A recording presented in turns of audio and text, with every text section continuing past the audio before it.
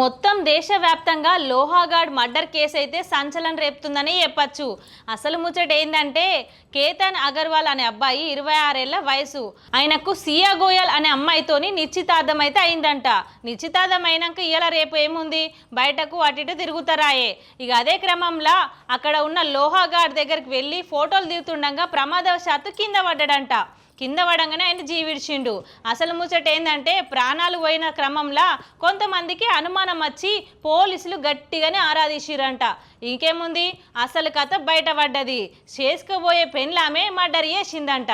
అయితే ఈ ముచ్చట ఎందుకంటున్నానంటే, అయితే పోలీసులు గట్టిగా లోతుగా అనుమానించిరు. అసలు అనుమానం ఎందుకు వచ్చిందంటే, కుటుంబ సభ్యులకు ఎక్కడో అనుమానం ఉండేసరికి వాళ్ళు చెప్పిన కొన్ని అంశాలను పట్టుకొని వాళ్ళ మీద ప్రవర్తన అంత మంచి లేదని చెప్పే వరకు పోలీసులు గట్టిగానే లోతుగా ఆరాధించిరు.